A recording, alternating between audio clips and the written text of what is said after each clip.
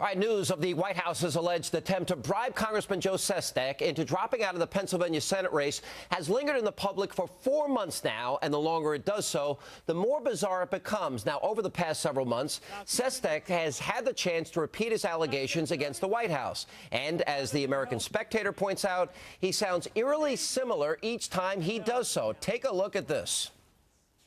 I was asked a direct question yesterday, and I answered it honestly. There's nothing more to go into. Did the White House offer you a job to not get in the primary? And I answered that yes. And I answered it honestly. But to go beyond that, Brett, doesn't serve any purpose. Well, you offered a job, and what was the job?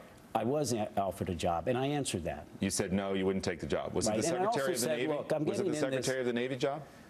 Anything that goes beyond that is for others to talk about. What specifically did they offer you, sir? Well, I was actually asked by a reporter something that a few months ago that had happened almost 8 months earlier. Right. And I answered it honestly. You answered it honestly, and you said they offered you a job. I said, you know, and I did answer it honestly and said yes. Did the White House offer you a position in the administration if you would not run?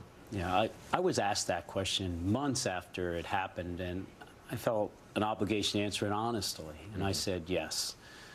Can you tell us what job? No, Bob, and then I said at the time, anything beyond that just gets into politics. All right, but Sestak is not alone. Responses from the White House have been evasive, too. Robert Gibbs and David Axelrod have refused to answer questions on the subject, as we have seen over the past few days. And when the issue reached the Attorney General of the United States, well, take a look. What are you presently doing, and what will you commit to do, including hopefully a special prosecutor or a special investigator about these allegations? I have great faith in the people in the public integrity section who would typically handle these kinds of matters. I was a member of the public integrity section for 12 years. Fine, I sent you a letter. You've not responded to it. What is the response to investigating this? I don't talk about any matter that might come into the purview of the Department of Justice. Okay, if I offer you a job in the White House, let's say Secretary of the Navy, in return for your doing something such as dropping out of an elected office to clear a primary, is that a serious crime? I don't answer hypotheticals. All right, now this raises the question, why are both parties being so evasive? Now, is it possible that they're being coached from the same playbook?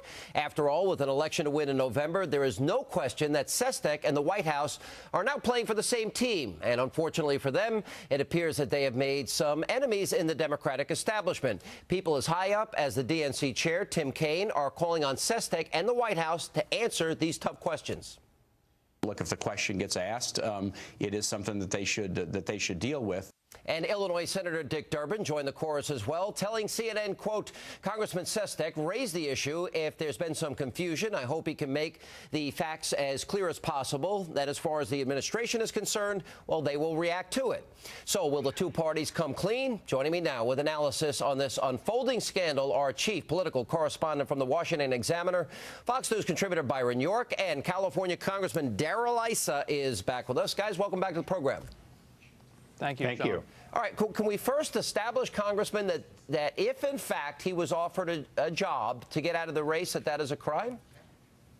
It is a crime. There's no question that anything, as you saw in Illinois, in trade for an office is criminal to offer. You cannot offer these positions in return for anything of value. Okay, and obviously, Byron, you know, all reports are that it was Secretary of the Navy. What is your reporting telling you? Well, that's what everybody thinks, and everyone thinks that the person who offered it was the White House Chief of Staff, Rahm Emanuel. The White House cannot go on like this. Sestak sounds just plain weird when he says, well, they offered me a job, but I just can't say anything more about it. Clearly, what you have is you have a conversation. There were two parties to it.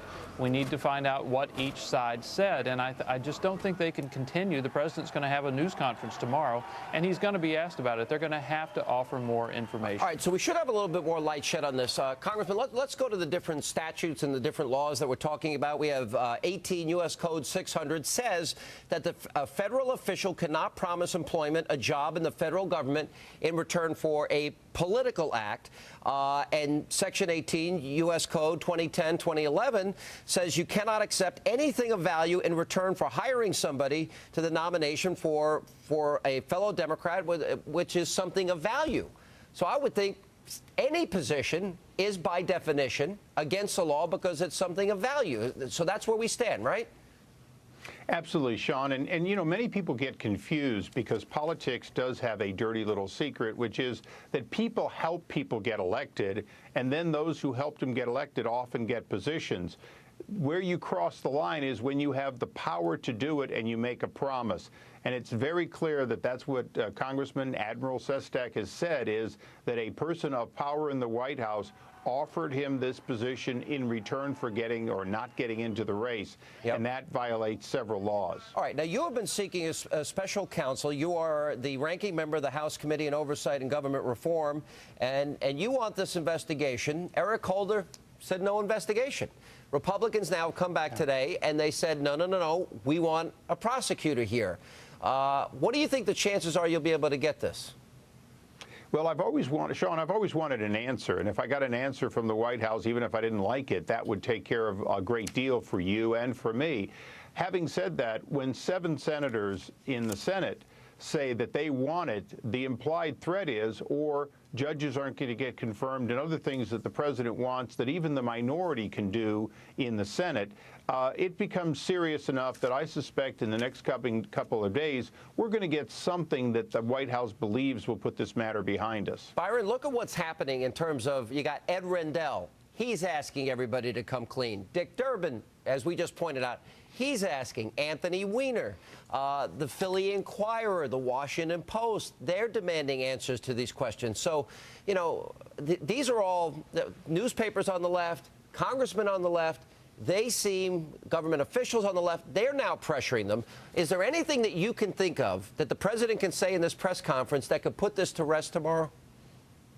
Well, the president could say that the White House was going to say exactly what took place, what Rahm Emanuel said and what Representative Sestak said. Wait a minute. Admit to a crime, maybe?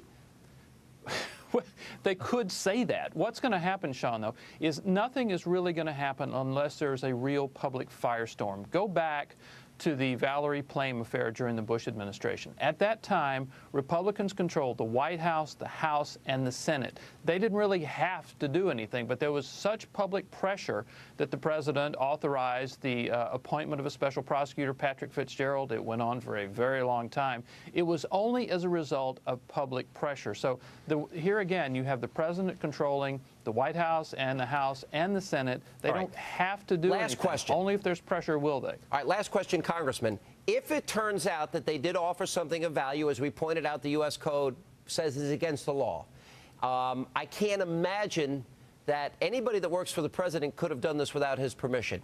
If the president of the United States offered such a thing, is that a high crime and misdemeanor in your mind?